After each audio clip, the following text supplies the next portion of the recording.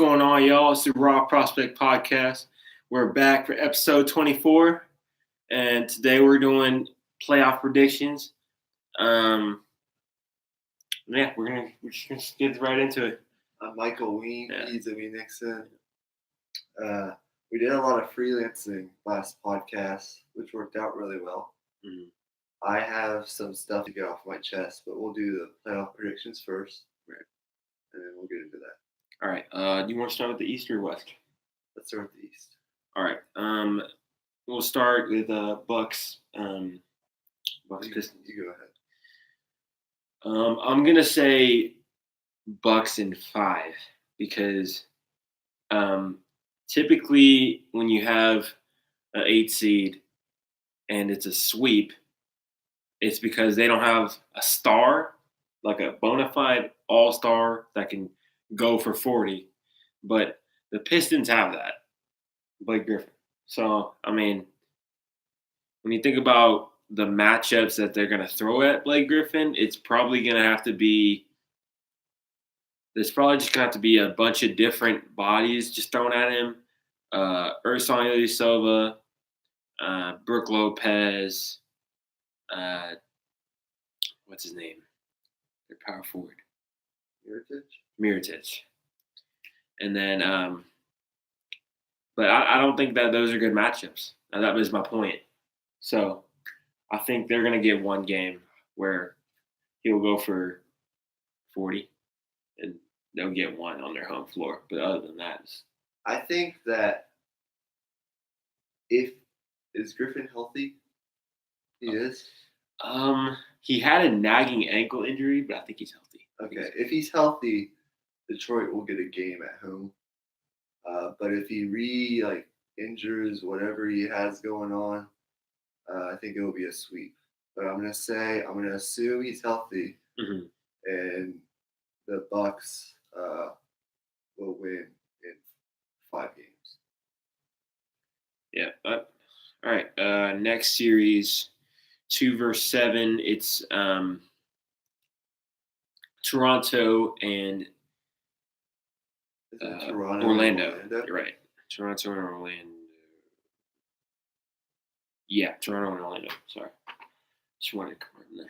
Do you think that if, let's say, Toronto takes a 3-0 lead, they win their first 2 games at home, they beat Orlando in Game 3 on the road, do you think it is possible that they would rest Kawhi Game 4, maybe even give Orlando a game, and just come back home and win at Game 5? You can't risk that in the playoffs, though. I mean, you can rest Kawhi, but I mean, if anything, just get the sweep done, then you'll have plenty of days to rest. That's right? true. I mean, that's the way I think about it, because you got to get through first. 'Cause anything can happen in the NBA. If you're taking games for granted, then you're going to get burnt at some point. That's just kind of the way I see it. But how do you see it playing out? I see this as a sweep. I don't see the Magic getting a game because Marc Gasol is gonna, at the very least, offset Vucevic, and then they have Jonathan Isaac and they have guys like Terrence Ross and Aaron Gordon, but they're not stars. They're just guys that can go for 30 every few nights. That's how I see them. So I don't think that'll be enough to cut it in the playoffs. I agree. I do think that maybe their length might give them some fits if they throw Bamba in there and they run like a big lineup. But I don't even think Bamba's healthy. So I don't know. Yeah, I agree. I think this will be a sweep. The Magic are in the playoffs for the first time since 2012. Yeah. I feel like there's a sense okay, mission accomplished. Right. We got to the playoffs. We got the 7th seed in the East.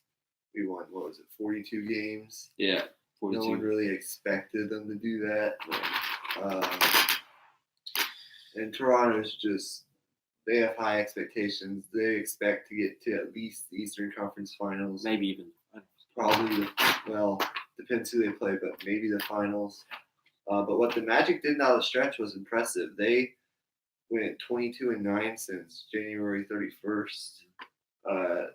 11-2 elite teams too. 11-2 in the last 13 games to pass both the Heat and the Pistons in the standings, which was remarkable. Steve Clifford's done a fantastic job with that team.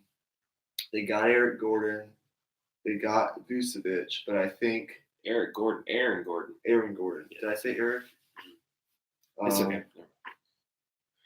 But Toronto has been navigating this season. They've Kawhi's rested.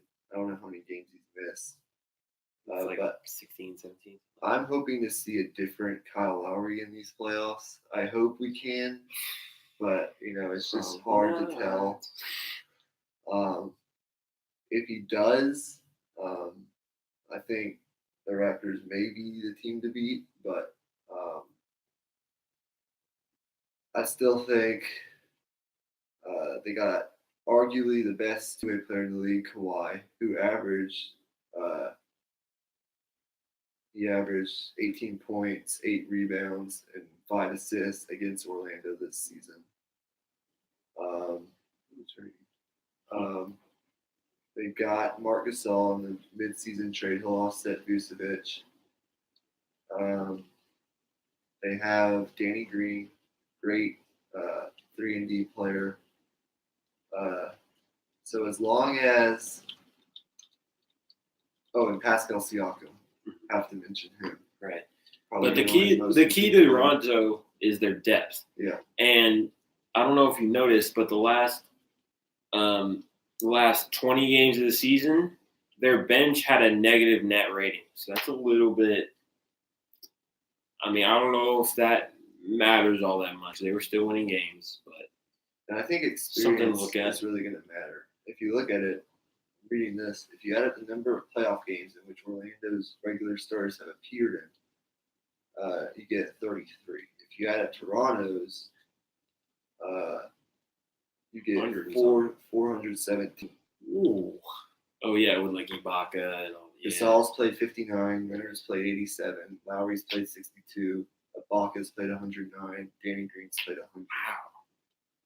Unbelievable. Ibaka spent a year in Orlando and still has 109 playoff games. It's crazy. But anyway, I just wanted to say this about Orlando real quick before we move on. What's the point? Like, what's the point of making the playoffs? Like, what direction are you trying to go here? I mean, maybe they see something in Jonathan Isaac. They think he'll be a star. Maybe he'll go on to pair with Aaron Gordon. Maybe they'll have something. But I mean, this was their peak, and they made the 6th seed. They won 42 games. So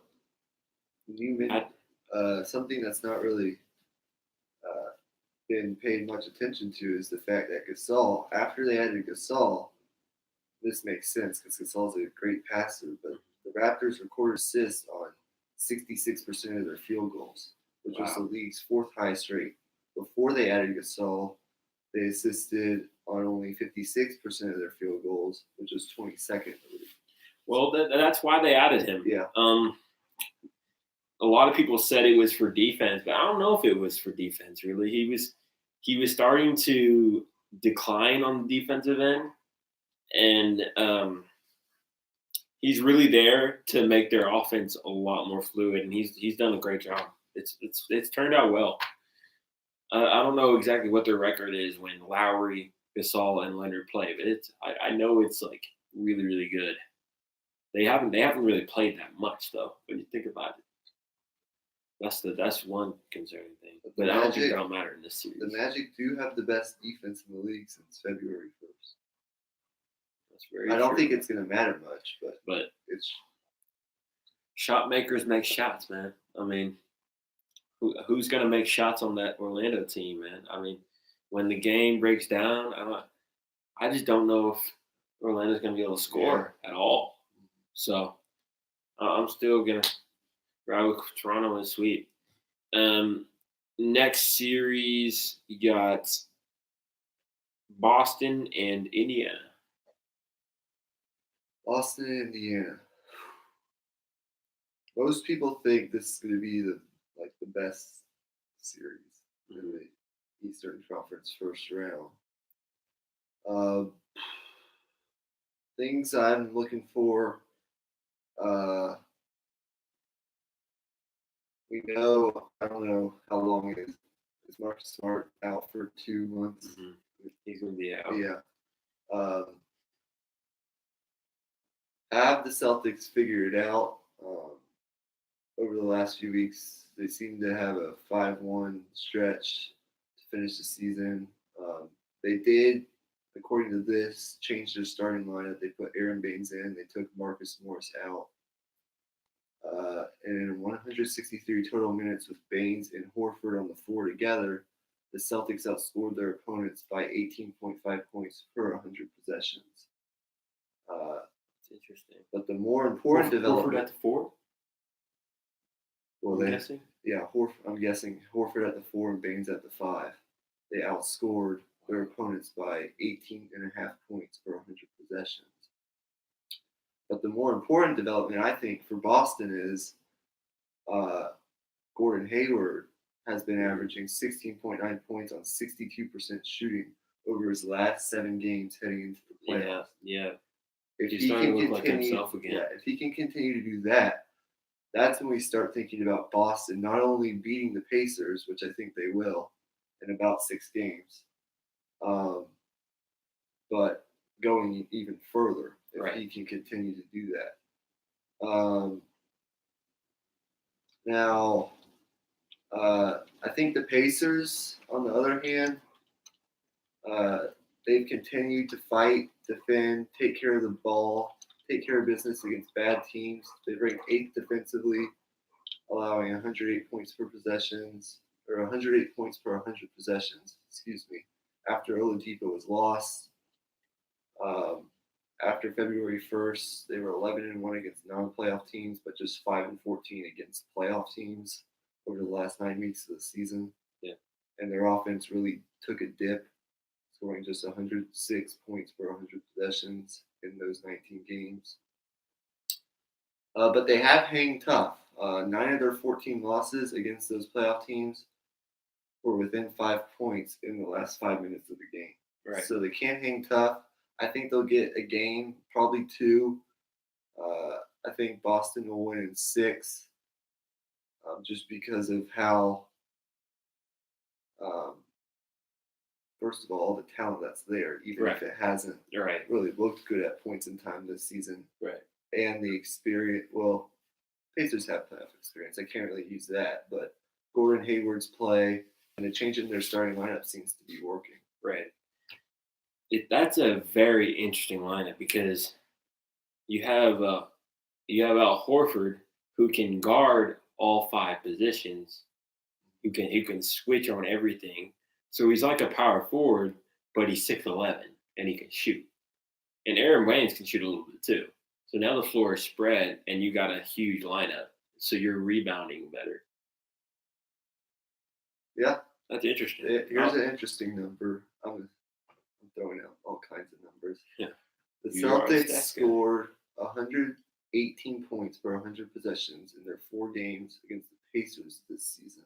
Now, a lot of people, when they're talking about the playoffs, don't really like to look at the regular season series as a measure for what's going to happen in the playoffs. But I'm just throwing this out there. Take it how you want it. In their 4 games against the Pacers, they scored 118 points per 100 possessions. That was the most efficient Boston scored against any of the other 15 teams that made the playoffs. Wow. And the most efficient that any Eastern Conference opponent scored against Indiana's 3rd-ranked defense. So we'll just have to see if that can continue in the playoffs. Yeah. That stat you said about them losing in the last couple of minutes of the game, I think that's what they missed from Oladipo, really. Yes. I think that's the biggest thing without Oladipo because they picked up Wesley Matthews, who's a really good defender, but like the question is just who's going to close. This team is. I'm not questioning whether this team can stay in it for 4.5 quarters. It's just that last 6 minutes of the game. Can they generate enough offense? And I honestly think Kyrie will be the difference in this series. So that's why I'm picking Boston in 6. Okay, I agree. Because home court advantage, I think they'll get at least 2. Okay, I agree. And then we Next have series, the last Eastern Conference series, which is between the Sixers and the Nets. Yeah. You want to go first? As of right now, Joel Embiid will not be ready for Game 1, but it's still a little bit up in the air. But as of right now, he's doubtful. That's concerning, but at the same time, I don't know if it'll really make that big a difference because they still have 4 borderline all-stars in the lineup. I mean, this team should be able to beat the Nets. That's the bottom line. If this series goes to 6 games, that's a loss in my opinion. If you're the Sixers, because you're wasting opportunities for your guys to rest, and now you're just going to come into the next series with less energy. I don't see a scenario where they lose this series, but I see a scenario where the Nets give them a run for their money. I can see where maybe the Nets blow them out in one game, give them a shot in the face, maybe wake them up a little bit, because the Sixers seem to lack focus at times, and it's very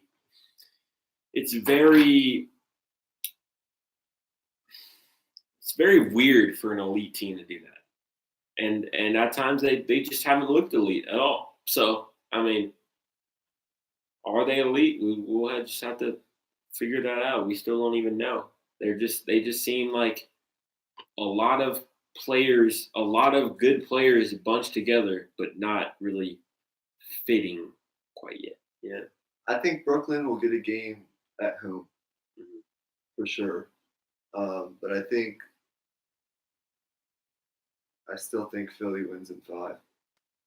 Yeah. I wouldn't be surprised if a lot of those games come down to the wire. Some of those games come down to the wire. But I think, okay, Embiid's not playing tomorrow. That might be a little worrisome because in the regular season series, the Nets outscored the Sixers by 40 points in the 58 minutes when Embiid wasn't on the floor, which is kind of concerning. But again, it was the regular season series. If he's healthy, he's the best player in the series, right, for sure, and he's a matchup nightmare for Brooklyn's front line. If he plays, I don't think they're going to have too much trouble beating Brooklyn. Brooklyn will get a game. I think Brooklyn's guards will continue to maybe cause some problems for Philly's defense because no team scored more on drives to the basket against the Sixers this season than the Nets did. But beyond Embiid, Philly has matchup advantages everywhere you look. And I think the Sixers' lack of depth somewhat should be covered up. Shouldn't be much of an issue in this series. And I think the Sixers still win in 5. Right. The 2 keys for the Sixers is going to be late game execution and pace. They're going to need to play fast without Embiid in the game. They're going to need to get Simmons a rebound, let him get the rebound, maybe even put him in that Russell Westbrook type role and just run and gun. Because say like a player like JJ Redick, for example, you can guard him in the half court in the playoffs when you're keyed in on him. But good luck matching up in a fast break situation, right? I mean, there's no way. Yeah. He'll just get lost and he'll be wide open. So they need to pick up the pace. I think that'll help them a lot in this series. and also keeping the turnovers down as well. That's been a agree. problem in the past. But with that, I think we'll just move on to the West. Okay. We'll start with Golden State and the Clippers. Hold on. I gotta get. So. All right, I'll go ahead and start. Okay, you go ahead. This is a sweep. Yes, I agree. This is a sweep. There's no. I told Jake Ruby earlier that the Clippers are going to get a game and all that, but nah, they're not going to get a game. I was just telling him that because he's a Warriors fan. I wanted to piss him off. They're going to sweep the Clippers. The Clippers just don't match up with Golden State at all. And then you add DeMarcus Cousins into the equation, which is a terrible matchup for the Clippers because they don't have the Harrell's undersized, and then Zubac is too inexperienced to deal with Cousins, and then Curry and Beverly. That's going to be a good matchup, and then who's going to go? Kevin Durant. Exactly. Yeah, he's going to go off the series. Basically, what I'm saying. Yeah, I don't see it being much of a competitive series. Doc Rivers did a great job with the Clippers team, especially after they got rid of Tobias Harris, making the playoffs, getting 47 wins. I think Montrezl Harrell is going to need to have an incredible series for the Clippers to even compete. He's been good all season, but I think if you look at it, the starting lineup of the Warriors, Curry, Cousins, Thompson, Durant, and Green, allowed just 95 points for 100 possessions after the All-Star break. That's the most efficient, best defensive lineup among those lineups in the NBA that played at least 100 minutes post All-Star break. What was that lineup again? Curry, Thompson, Durant, Green, Cousins? Yes. Oof. If that lineup's playing defense, exactly. Good luck trying to stop. The Warriors went 9-0 with their 5-star lineup before the break. The lineup allowed 114 points for 100 possessions, and it's 112 pre-break minutes. So their defense really locked in the second half of the season. I think they'll continue. It's just it's not. Yeah, it's really not that complicated. You just get the feeling that the Warriors were just coasting all this time. At this point they just don't care about the regular season at all. I mean, the Warriors' biggest enemy is themselves. Right. Like, just focus and motivation. Right. And I'm thinking like when Kevin Durant, before he left Oklahoma City, you could see it in the playoffs that he had one foot out the door. Yeah. So I'm going to keep an eye on Kevin Durant. If he's not playing well, there's a reason for that. It's probably because he's just not there, you know? Because like he's an emotional dude. That's just the bottom line. So if he's already out of there, he's probably not going to play up to standard. But it'll be interesting to see how Boogie plays because it is his first series in the playoffs. But I don't think it's going to matter. Yeah, I don't think it'll matter either. Way too much firepower. Yeah, if you're going to make a playoff debut, I think you'd want to do it on the Warriors. Yeah, I agree. I don't think that series needs much explanation. Yeah. Rockets versus Utah. 4v5 matchup. I really thought my Spurs were going to be stuck playing the Rockets until Denver came back in the last 3 minutes. Yeah. To beat Minnesota, which I kind of don't know how they were losing that game, but yeah. Anyway, it's good for Oklahoma City. The Rockets climbed from basically the basement of the Western Conference. If you remember, at the beginning of the season, they were like 14 seed. They're like 11 and 14, and now they've climbed the standings. They challenged for the 2 seed in the West if Denver had lost that game, but instead they're stuck with Utah in the first round as the 4 seed because Portland, who was losing to Sacramento by like 25. Yeah, I was like checking on the score for that game because I was trying to see how the standings were going to turn out. Because I was hoping we would get OKC versus Houston, and then that would just be a bloodbath. But fortunately, we ain't going to get that. And if you look at the right portion of this bracket, Portland, Oklahoma City, Denver, San Antonio, I think the winner of Portland, Oklahoma City has a really good shot at making the Western Conference Finals. Like, really, really good shot. I agree. But we're not there yet. Yeah. We'll get there. As I've been saying. I rambled on a little bit. What was I saying? So, yeah, Portland was down by 25. It came all the way back with 6 players. I think the Kings started to, like, not care anymore. I don't know why. But they came back with 6 players. Anthony Simmons scored 37 points and had 9 assists.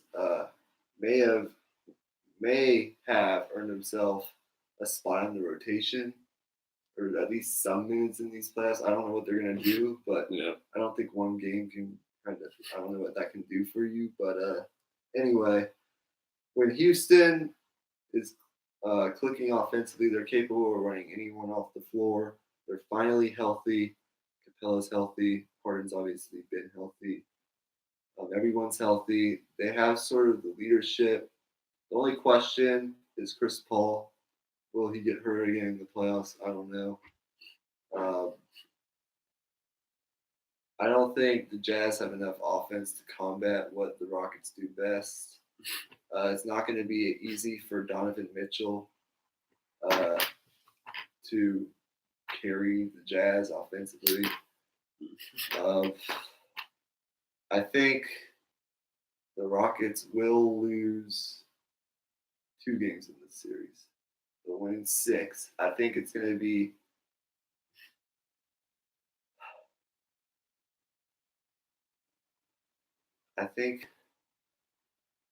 I'm not sure if they'll get a game in Houston, but they might. They're definitely going to get a game in Utah. Maybe 2 in Utah. I don't know. I have them winning in 6. Right. I've got the Rockets winning in 7 because I think it's going to be really tough for them to close out in Utah in a game 6. That's the only reason.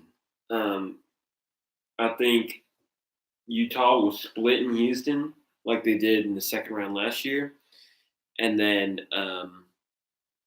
they'll split in Utah, and then Houston will win game 5, and then Utah will win game 6, and then Houston will win game 7. I think the reason they'll get 3 games is just simply because they're going to force Harden to his right hand, force him to go inside with his right hand and go attack Rudy Gobert. And good luck with that. You know, I think that is like the way you have to guard Harden. You can't send a double team, or he's going to find the open man and hit him. And they have shooters. I think you have to. As crazy as this sounds, you have to put your best defender on an island if you can. Obviously, the Rockets will run that pick and roll, but you just have to go over all of it. You have to try to go over. If you switch, then try to ice and then switch back. But you have to put your best defender on an island and then force Harden towards Rudy Gobert. And that right there, if you basically let him drive towards Rudy Gobert, it'll take away his step back threes. And giving up a 2 is better than a 3. So even if he does corner Rudy Gobert, which is tough to do, he's going to be working for it, then let him have it. Here's just an interesting numbers for y'all to know. The Rockets scored 99 points per 100 possessions against the Jazz in the regular season series. They're fewest against any team in the Western Conference. Their first 3 meetings against the Jazz were 3 of Houston's 8 worst offensive games this season. But Harden did still average 34 points on an effective field goal percentage of 54%. But his assist turnover ratio was 19 to 24, which was his worst against any opponent this year. Yeah. Numbers to consider. I think the key is the fact that Utah doesn't have Dante Exum, because Dante Exum was the only defender that gave Harden trouble in last year's playoffs. He's just so long and lanky to where he can affect Harden's step backs a little bit better than most people can. Okay, so you had Rockets in 7. Right. I have Rockets in 6. All right, moving on. Portland and OKC. Yeah. This is tough. Part of me wants to see Damian Lillard do well, because he deserves better, man. Mm-hmm. He's worked his tail off to get this team to the playoffs for years with no help. No help at all. And then one year you think they're going to do good, maybe. Everybody gets hurt. So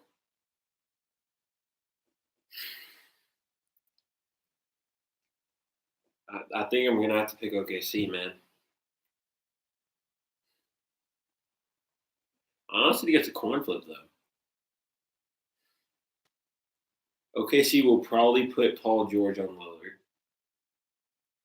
And then maybe Westbrook will guard McCollum, I'm guessing. Or maybe Ferguson. Mm-hmm. And then from there, you just help off of Harkless and Cantor, because they can't really shoot. And then like force their role players to make shots. And then if they make, fine. You know, that's a lower percentage shot than whatever Damian Lillard's going to do to you, you know? So that's the way OKC has to look at it. I'm going to say OKC in 6. But they have to get one in Portland. They have to.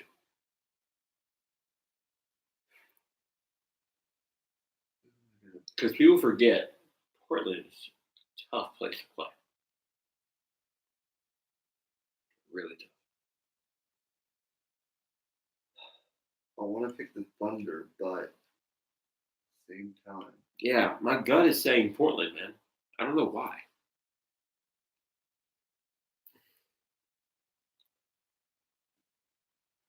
It has no bearing, but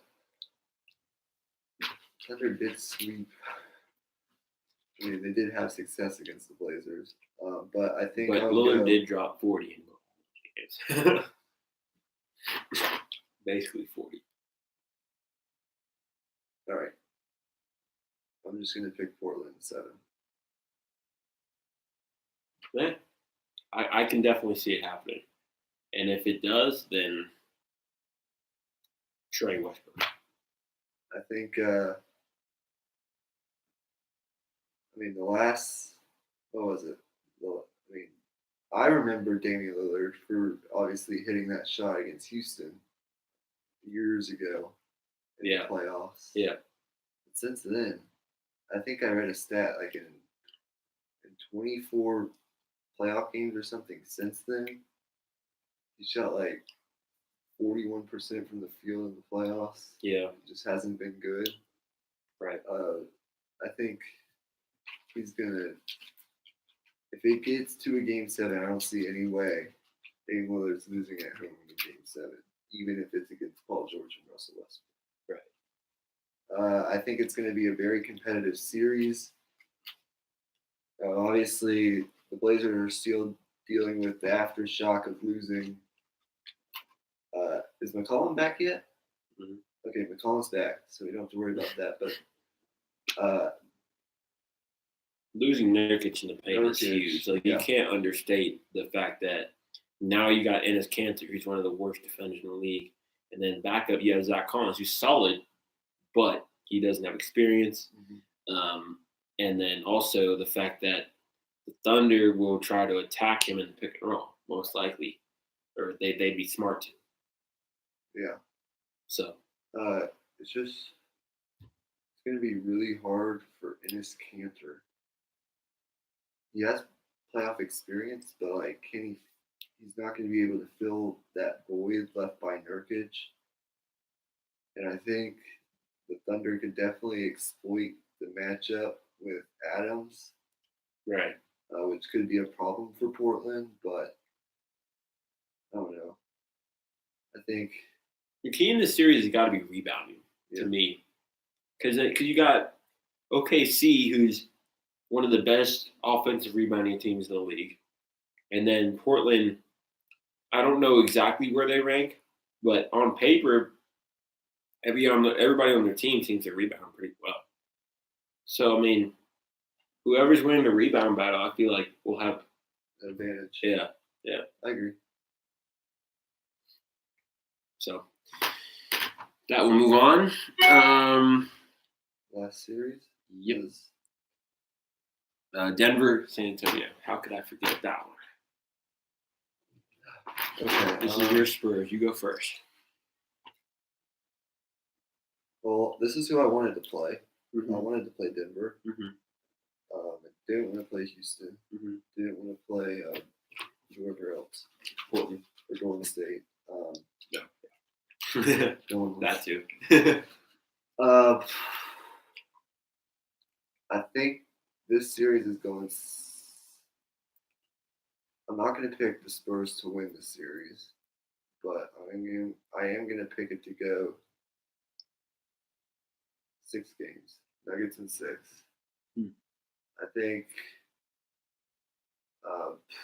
maybe 7. I want to say 7, but I'm going to say 6. I just look at, I think Jokic and Aldridge, scoring-wise, will kind of offset.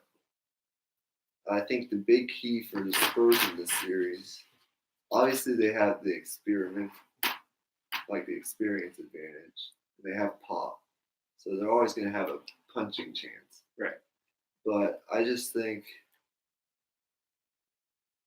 in the games the Spurs play the Nuggets this season, they split the season series 2-2. Mm-hmm. And these people forget, these are, like, I think maybe the 2 best home court records in the West in the regular season. So I think that if San Antonio steals one of the first 2 games in Denver, right, it could get really interesting. That's what I was thinking too. You got to get, but they have to do that. The keys went down the road, man.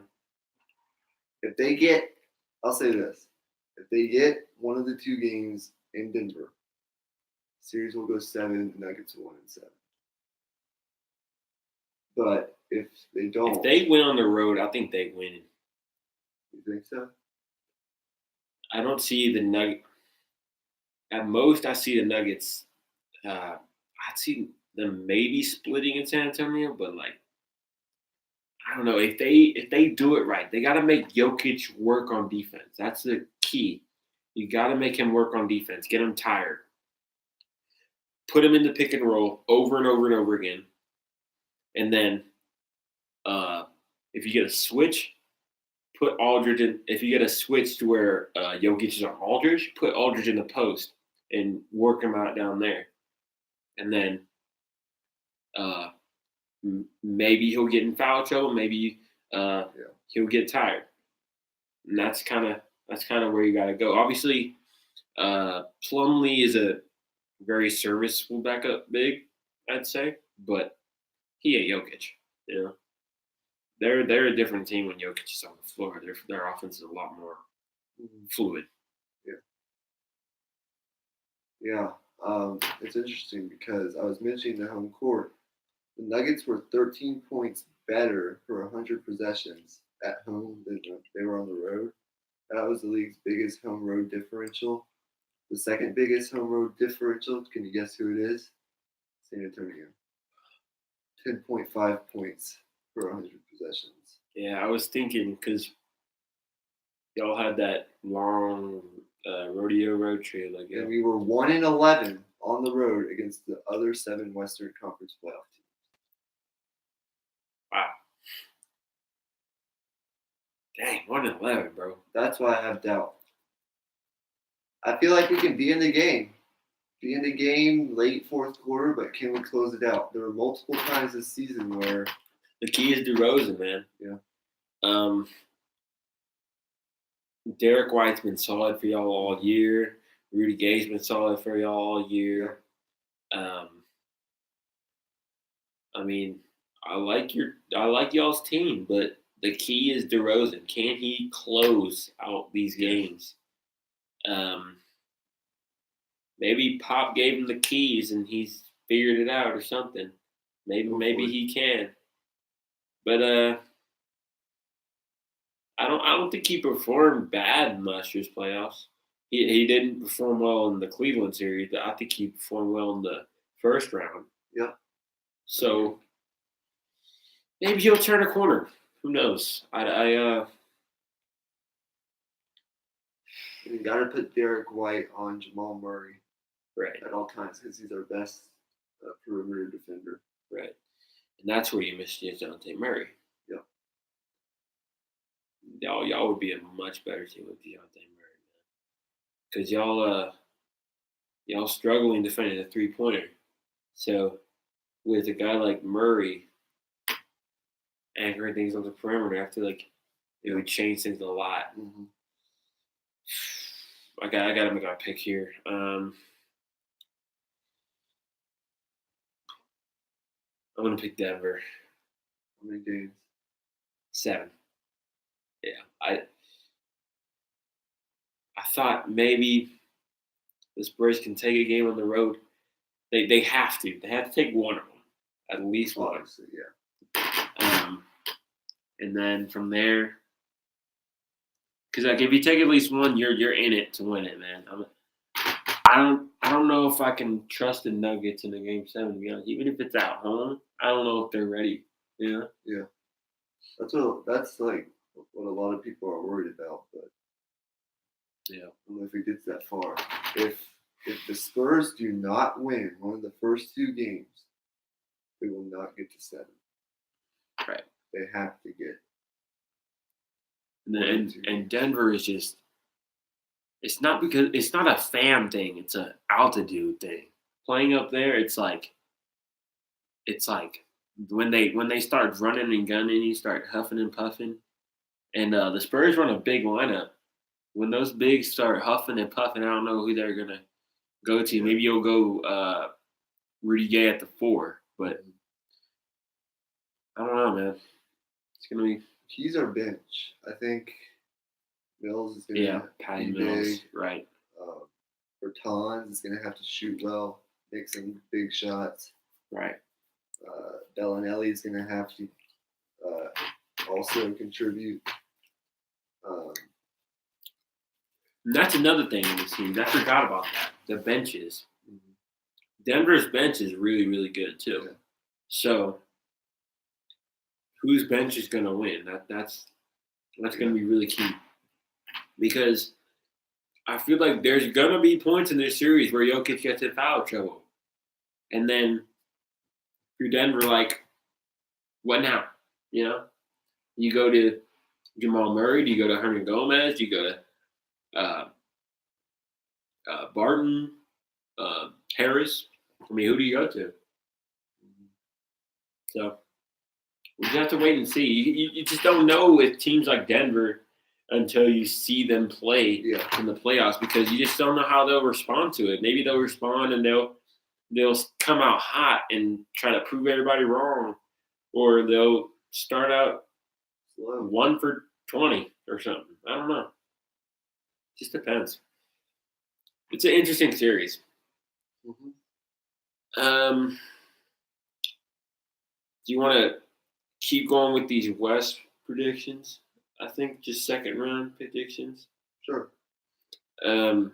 So it'd be Golden State versus Houston, but Golden State would have home court advantage. Yeah.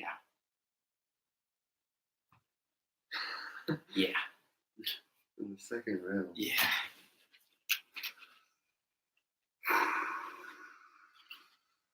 I'm gonna be pissed if Utah wins that series, honestly, because I want to see Houston Golden State again. That was a fun series, and I want to see if Harden can do it. You know, he needs to just go ball in this year's playoffs, man. He needs to get that narrative off his back. What do you think? Golden State, Houston. What do you think? That's you first. It all comes down to Kevin Durant, man. It all comes down to Kevin Durant. Because if you remember in last year's playoffs, Houston basically tricked Golden State into not playing their game. They started running ISO with Kevin Durant every time, and then I mean they just weren't nearly as good on offense with that, especially since they had Trevor Ariza and Balamute guarding them. So I mean, now they don't have those guys defending Durant. So I mean, what are you gonna do? You don't have anybody guard. I mean, Shumpert's too little. Can't put Capella on him, obviously. Daniel House, hell no. Gerald Green, hell no. James Harden, hell no. Chris Paul, way too little. Yeah, just nobody. Nobody. Literally nobody. They don't have anybody for Durant anymore. And I think Golden State's going to send a message, and they're going to win in 5.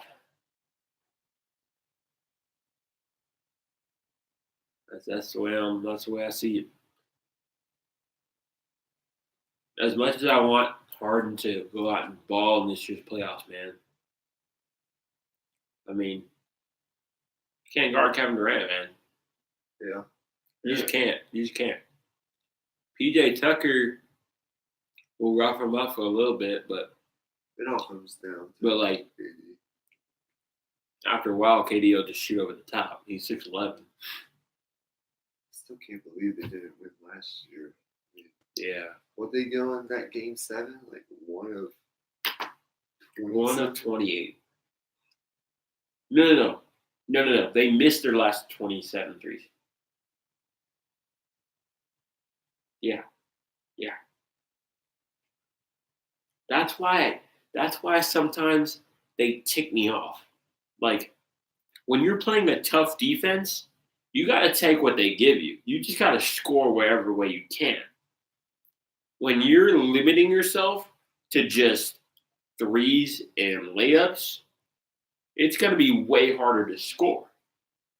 I understand the whole statistics, efficiency stuff in the regular season, but in the playoffs, man, you just got to get buckets. I don't care where it's from. You just got to get buckets. Yeah.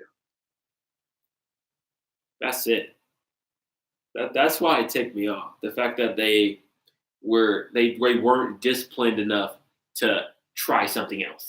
You know, it clearly wasn't working. Like after the 15-3, you were like, what the heck are they doing now? They've missed like 15 in a row. What are they doing? Like, I don't know, man. I kind of went on a rant. I kind of do that every podcast now.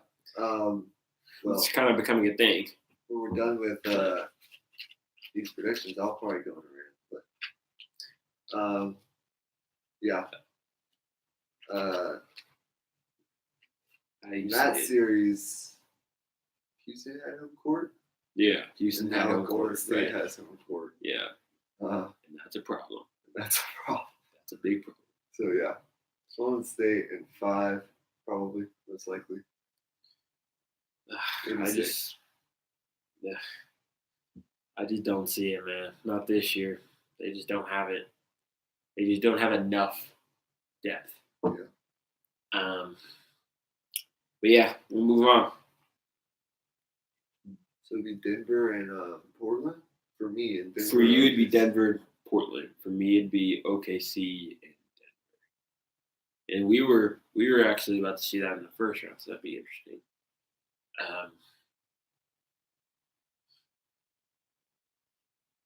My nose is running a lot. I'll get you a tissue. You can keep talking to the people about OKC Denver. This series, Russell Westbrook. If Russell Westbrook if he shoots less than 20 times, they'll win the series. If he shoots less than 20 times 4 times, then they'll win the series. That's it. That's all it is. He has to play. Like I don't like the whole like Russ shoots too much thing, but like it's in the numbers. They're like 23-1 when he shoots less than 20 shots. So you just got to go let Paul George do work. Because at the end of the day, who do the Nuggets have for Paul George? Yeah. I don't. Now that I envision this, I don't know if I'd ever pick either Denver or Portland to go to the Western Conference Finals. But if this was the series, I would pick.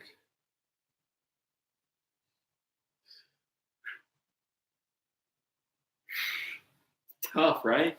Because Portland is a wild card, and literally, Portland just loves to choke. They do. They just love it. Probably pick Denver at 6. I feel like the biggest hump for Denver is going to be this first series. Yeah. Getting comfortable, getting their rhythm, finding a rhythm that works for them in these playoff environments. Right. And then once I think they beat San Antonio in 6 games, I think they'll feel good about themselves, and Mike Malone will have them ready to play. Yeah, because if they take a couple in San Antonio and win the series, then that will give them a ton of confidence, you know? Yeah, especially going to play like Portland, which is certainly no easy task. Right. I think Dame Lillard and Jamal Murray would be quite the matchup. Right. A lot of these matchups would be great, but that Northwestern Division, bro, crazy. OKC, Portland, Denver, Minnesota, and Utah. Ugh. Bloodbath. A bloodbath. Holy crap. OKC almost won 50 games and they were third. Yeah. Crazy. But if it's OKC Denver, I'm picking Denver. Because I know it like offsets from everything I just said, but I thought about it a little bit, and it's like OKC, they go on scoring droughts, you know. Yeah.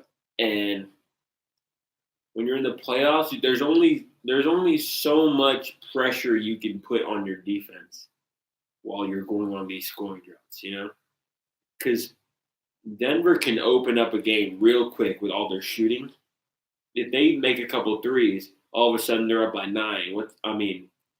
OKC can come back, but that's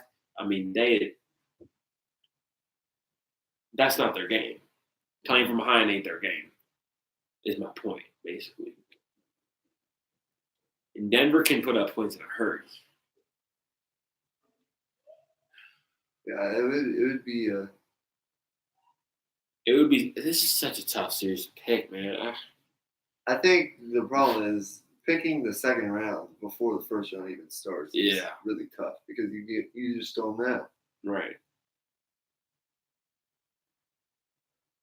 And I feel like these playoffs, it's like I like how they do it with like March Madness and then having the playoffs start right after. Right. Because like you're already in the basketball March Madness, mindset. you have like one shot, like one game for your season. But then like it's kind of a change Yeah. in the Change of NBA. pace. Change of pace. You have at least 4 opportunities, and so it's kind of just a different style of basketball, and you're already in that basketball mindset. At least 4 opportunities. Warriors in 3. Yeah, right. You want to transition to something else? Yeah, I know you wanted to talk about AB a little bit, probably. Go right ahead, man. But first, I'm going to ask, because I know we've been focusing on March Madness basketball. By the way, the Masters. The Masters. Right. We'll get to that in a minute. Tigers 6 under. Yep. One back. Molinari, Day, Koepka. Who else is up there? DJ Phil. Schauffele. Schauffele shot a smooth 7 under. Nobody's even talking about it. Yeah. Let me pull up the leaderboard. You go ahead and talk about AB. Okay. Oh, goodness gracious. Yeah, I have a take on AB as well, but I'll go after you since you're a Steelers fan. All right. For those of y'all who don't know, okay, I'm going to address the side situation first with Rashard Mendenhall. If y'all didn't, Rashard Mendenhall, he was a former Steelers running back. Yeah. From 2008 to 2012. Super Bowl, yeah. He went to the Super Bowl against Arizona. He won that. He had 2 seasons where he rushed over 1,000 yards. He was a serviceable running back. Right. For his short time he spent with the Steelers. Had a great college career at Illinois, by the way. But early yesterday morning, he went on Twitter on a Twitter rant expressing how he felt sorry for Antonio Brown, which I do not get at all. I'll read you the actual tweets, okay? I'll read you the actual tweets. There's like 1, 2, 3, 4, 5, 6 tweets. All right. First tweet comes out, says, I know he seems out of pocket right now, but I seriously feel for AB. Then he says, as a black athlete in this country, you can literally lay your body out and give your entire being for a higher cause, the greater good of the team. And he says, when you face the firing squad for something not entirely your own doing, depending on your position and skin tone, the team may very well leave your ass out to dry. Think about what it would render AB. Think about what it would take to render AB, the greatest competitor of our generation, in his opinion, incapable of showing up to play in his last game. To boil that down to AB being a diva, selfish, quitter, couldn't possibly explain the man who nearly for a decade provided professional excellence to the city of Pittsburgh. But this is where it got really ugly. He said, all right, like a couple hours later, all right, I'll end the mystery. Ben's racist. That's what he said. Ben's racist and AB's black. He had to catch balls from a racist quarterback. Every honest player knows it. It's not a big deal. He was just supposed to take his lickings and move on, like a slave, for real. Dang, he dropped the mic. What's the reason? Like, why? Like, I'm tired of the former players taking shots at the organization. I know it might not be perfect, but like to say someone on Twitter to just go out, Ben has nothing to do with this all. Yeah. This all started, this was just between Juju and AB. This had nothing to do with Ben. Yeah. Ben may have, had some problems with AB, but that's their problem. Yeah. This has nothing to do with you, Rashard Mendenhall. And he eventually apologized and said Ben's not racist, but you can't really take that back. I mean, you say what you say. Yeah. And this didn't even get really much talked about. Yeah, I didn't even hear about this. Like, what has Ben, even if he is, What does that even have to do with any of it? I don't understand. They coexisted for years.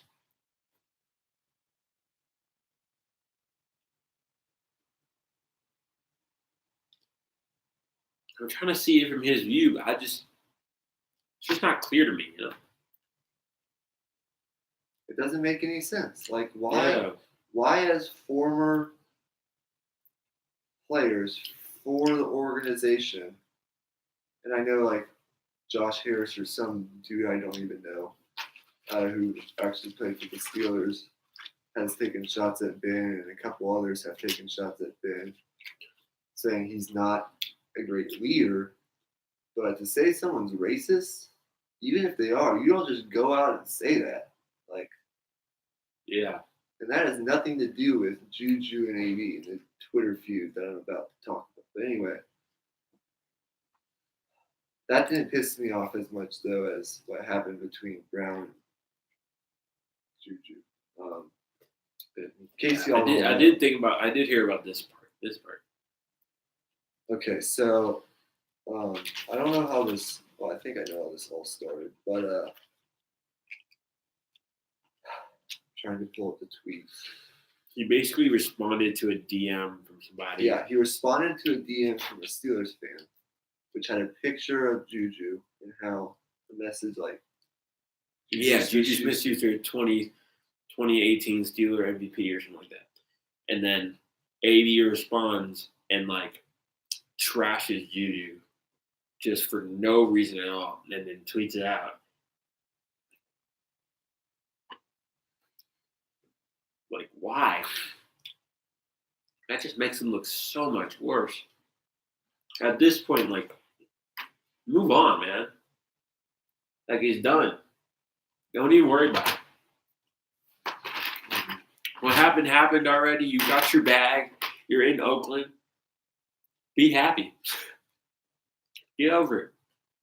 So basically what he said is,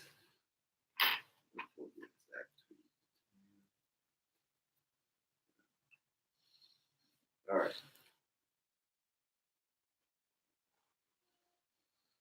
So basically what he said is after that tweet, Brown said something like he fumbled in the game against the Saints, cost Pittsburgh the postseason. Right. People have been too busy giving him too much credit, not me. He's just mad. And this is what we thought, this is what plenty of people thought when AB originally had the problems, is he's jealous because he's been the guy who led Pittsburgh in receiving and touchdowns for 5-6 years straight. And then all of a sudden, this young guy comes onto the scene and he takes away from your receptions and he takes away from your yards. And all of a sudden. And wins out Ben. Exactly. So he's just jealous that Juju kind of took his job, basically. Not necessarily his job, but kind of. I mean, and Juju came back and said, basically, I was genuinely happy for you when you got traded to Oakland and you got your money. And now all you want to do is come back and take shots at me on the internet. And he basically said, keep your emotions off the internet. I just don't get it, man. Like, even Eric Weddle, Justin Reed have come out and said, we don't respect this dude anymore. He's just too much of a diva. But not only a diva, he's just gone crazy. Yeah. Jack Del Rio came out the other day and was like, AB is going to be a pain in the ass. Like, and Colin Cowherd said same thing. Nobody wants to deal with this dude. I mean, if you're John Gruden, why would you want to deal with that either? You're just in it for the publicity, honestly. Like, what is he gonna do for you at this point? He's just gonna say, I want the ball, and then Terry Carr will force it to him and throw a pick. I see this all the time. It happens all the time, man. It's always the same story, bro. I'm serious. Diva receivers need to chill, bro. They honestly don't have a place in the league, bro. I don't know what happened to him. Like, he used to be the man. The player all people in Pittsburgh just adored. Yeah.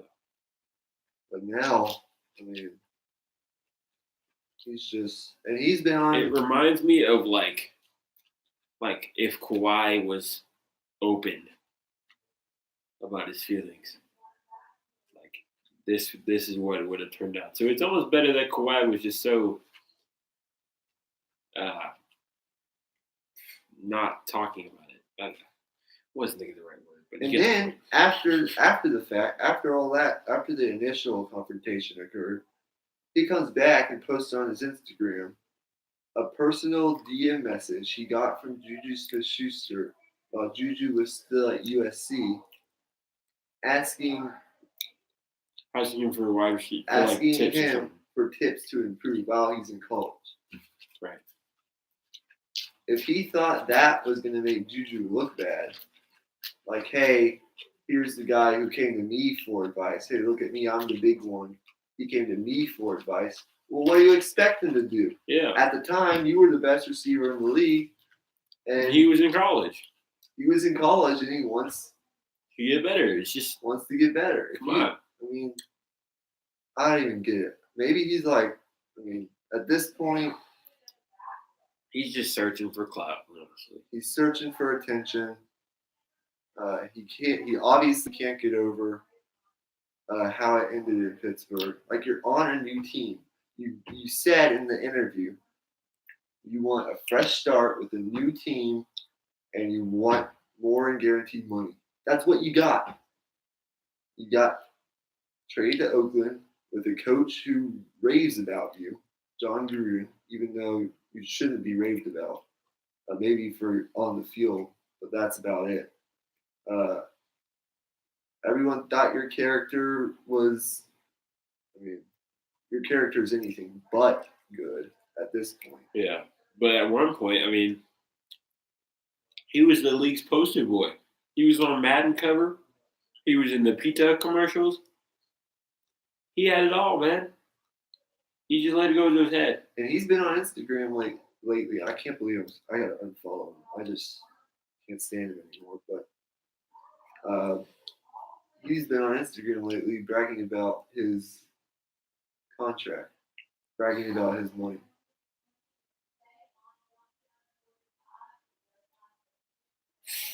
Bro, I'm so done with this. I just wanted to screw off. Honestly. He'll be out of the league in 3 years. That's what TJ Houshmandzadeh went on Colin Cowherd's show and basically said if he doesn't give him 1,500 yards receiving and 10 plus touchdowns, he'll be out of the league. He'll be out of the league in 2 or 3 years. Right. Exactly. And Justin Reed, Eric Weddle tweeted he lost all respect for AB. Justin Reed, the safety for the what team is he? Texans? Maybe he's the Texans. Is that the Texans or the 49ers or the Cardinals? I don't know. I'll look it. But he basically said, might be 49ers. I lost all respect for you. When I see you, I'm going to smash you. So. Smack or smash? Smash. What? That's disgusting. Okay. Okay then, bud. We know about your man crush now. Texans, you're right. He plays for the Texans.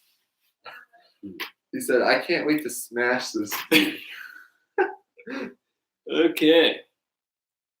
That put a very disturbing sight in my head.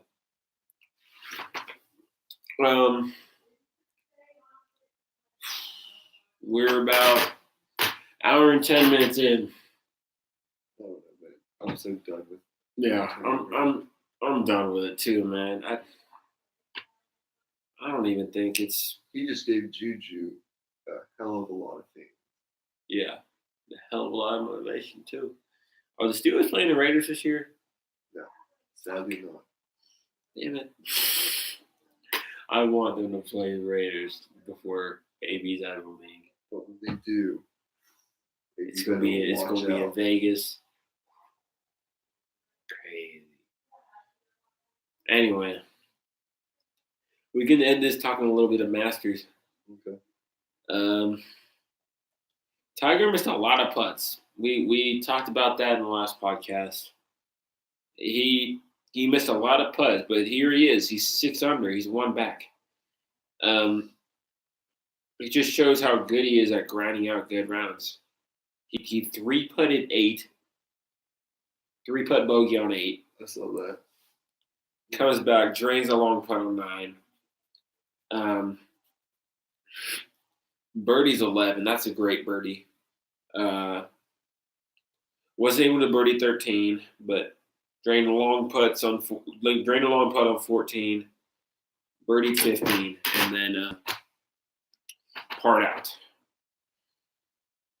So he went even on the par 5s. That's not good enough. Nope. It's not going to cut it. He's going to have to play a little bit better on the par 5s if he's going to win.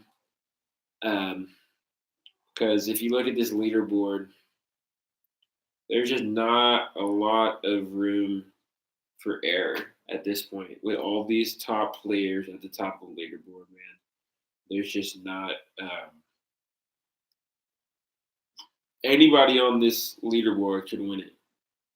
Molinari, Day, Koepka, Scott, Oosthuizen, Johnson, probably not Harding, Schauffele, Woods, Poulter, Rahm, Kizar. I mean, any of these guys can win this tournament, man. They all have the right experience, the right mindset to be able to do it. And look at my boy Kevin Kisner. He's at 2 under. He was my pick.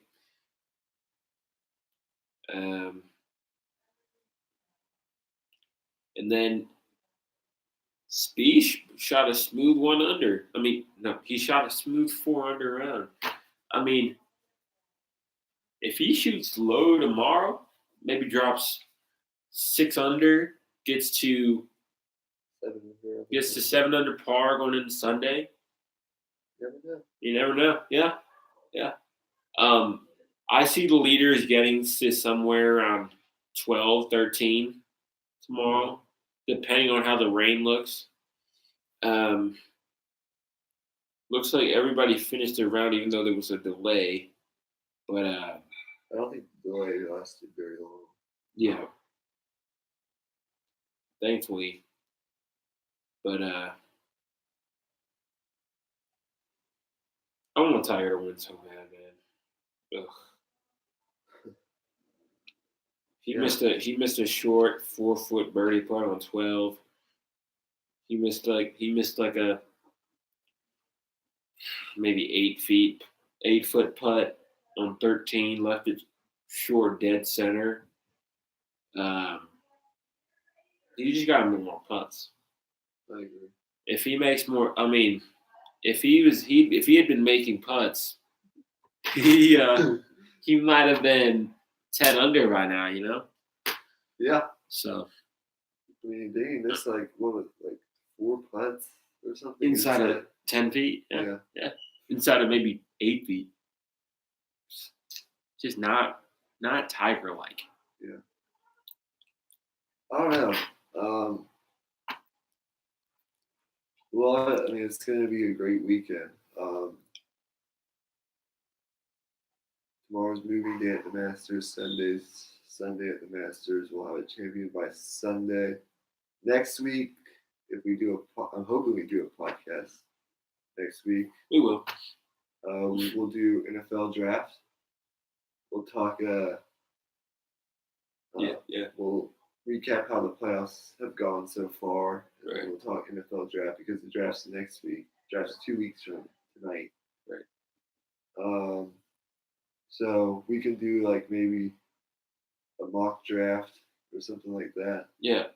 And and then talk about the playoffs.